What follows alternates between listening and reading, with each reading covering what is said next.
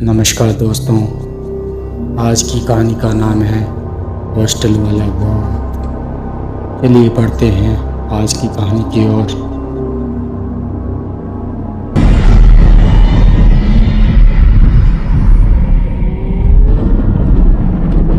के पास एक ही स्नातकोत्तर महाविद्यालय है। इसकी गणना बहुत ही अच्छी शिक्षण संस्था के रूप में होती है। दूर दूर से बच्चे यहाँ शिक्षा ग्रहण करने के लिए आते हैं। 7 से 8 साल पहले की बात है। बिहार का एक लड़का यहाँ हॉस्टल में रहकर पढ़ाई करता था। वह बहुत मेधावी और मिलनसार था। हॉस्टल में उसके साथ रहने वाले अन्य बच्चे उसे दुबे भाई किया करते थे। एक बार की बात है कि वह अपने बड़े भाई की शादी में सम्मिलित होने के लिए 15 दिन के लिए गांव गया। हॉस्टल के अन्य बच्चों ने कहा कि दुबे भाई जल्दी लौट आना। 15 दिन बीतने के बाद वह लड़का फिर से आकर हॉस्टल में रहने लगा, लेकिन अब वह अपने दोस्तों से कम बात करता था। यहाँ तक कि वह उसके साथ खाना भी नहीं खाता था और कहता था कि बाद में खा लूंगा। अब वह पढ़ने में भी कम रुचि लेता। जब उसके साथ वाले बच्चे उससे बात करने की कोशिश करते तो वह टाल जाता था। दिन भर पता नहीं कहाँ रहता था और रात को केवल सोने के लिए हॉस्टल में आ जाता।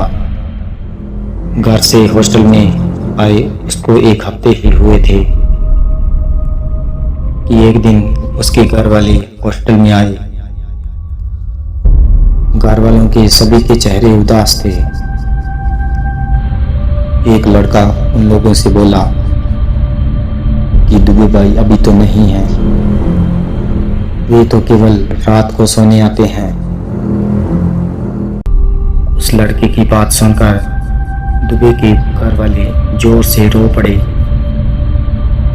और बोले, रात को भी कैसे आ सकता है?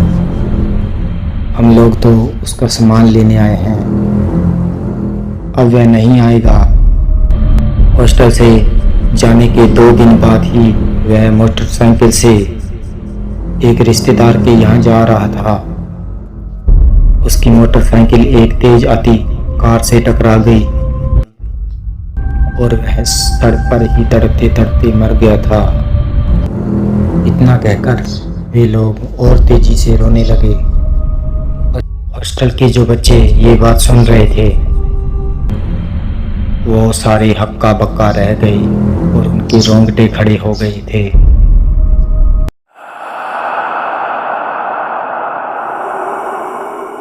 वो सारे बच्चे यही सोच रहे थे कि रात को जो लड़का उनके पास सोता था या जिसे वे देखते थे, क्या वह दुबे भाई का भूत था? खैर, उस दिन के बाद दुबे भाई का भूत उस हॉस्टल में कभी सोने नहीं आया, पर कई महीनों तक हॉस्टल के सारे बच्चे खौफ में जीते रहे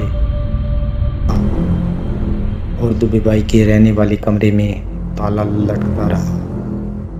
लोग कहते हैं कि दुबे भाई को अपने हॉस्टल से बहुत ही लगाव था, इसलिए स्वर्गीय होने के बाद भी वे हॉस्टल का मुँह छोड़ न सके। कहते हैं कि आज जो बच्चे दुबे भाई के भूत के साथ सोते थे वे डरे सहमे ही रहते हैं।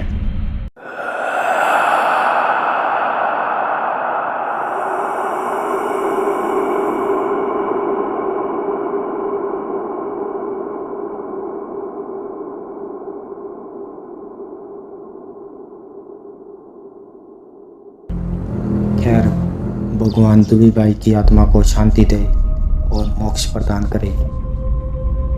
दोस्तों, अगर आपको यह कहानी पसंद आई तो हमारे चैनल को सब्सक्राइब जरूर करें।